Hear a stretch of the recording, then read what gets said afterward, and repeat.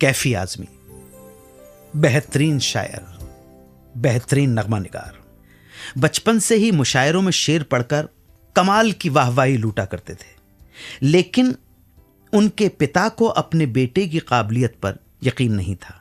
इसी के चलते एक बार कैफी को अपने शायर होने का सबूत पेश करने के लिए इम्तहान देना पड़ा पिता के सामने। कैफी अपने जन्म स्थान मिजवा उत्तर प्रदेश में रहा करते थे। परिवार की जागीरदारी थी, जमींदारी थी। कैफी ने अपने आसपास होने वाले मुशायरों को सुनते सुनते खुद भी लिखना शुरू कर दिया था।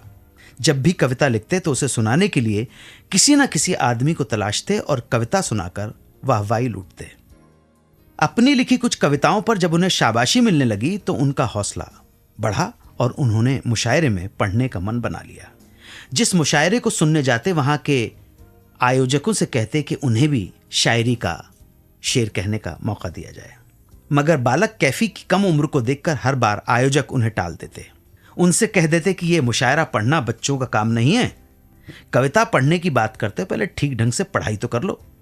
बार बार मना सुनने के बावजूद कैफी ने हार नहीं मानी और आयोजकों के पीछे पड़े ही रहे। इतनी मिन्नतों के बाद एक बार एक आयोजक ने बालक कैफी को मौका दे दिया, लेकिन उनसे कहा कि सिर्फ एक शेर बोलकर ही वापस आना होगा, इसके आगे कुछ भी नहीं।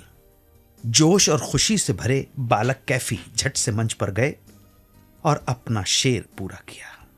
यह शेर सुनकर दर्शक झूम उठे। हर तरफ से तारीफ और अप्रिसिएशन होने लगा और लोग फरमाइश करने लगे कि इस बच्चे को गजल पूरी करना ही पड़ेगी।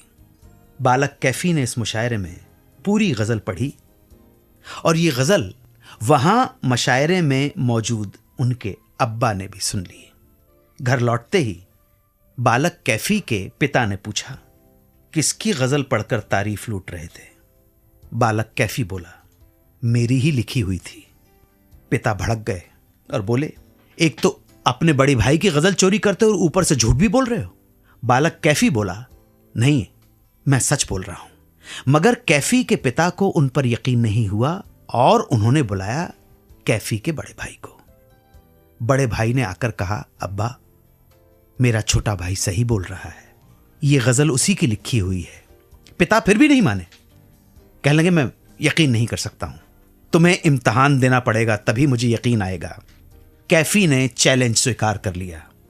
पिता ने कैफी को एक मीटर देते हुए कहा, इस मीटर पर गजल लिखो और वो भी अभी मेरे सामने।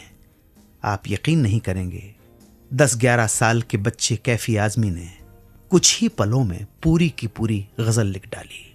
गजल के बोल थे, इतना तो जिंदगी में किसी की खलल पड़े, इतना तो जिंदगी में किसी की खलल पड़े, हंसने से हो सुकून, रोने से कल पड़े। ये गजल सुनने के बाद ही पिता को यकीन हो गया कि उनका बेटा कैफी सचमुच गुणवान कलाकार है। पेश खिदमत है अगला सेगमेंट जिसका नाम है दिल ने फिर याद किया। आज इस सेगमेंट में हम याद करेंगे गुजरे जमाने की मशहूर स्टार प्लेबैक सिंगर और एक्ट्रेस राजकुमारी दुबे को। आप सुनते रहें सुहाना सफर विद अन्नू कपूर, सिर्फ 92.7 बिग एफएम पर। 92.7 बिग एफएम पर आप सुन रहे हैं रेडियो का number 1 show Suhana suffer with Annu Kapoor.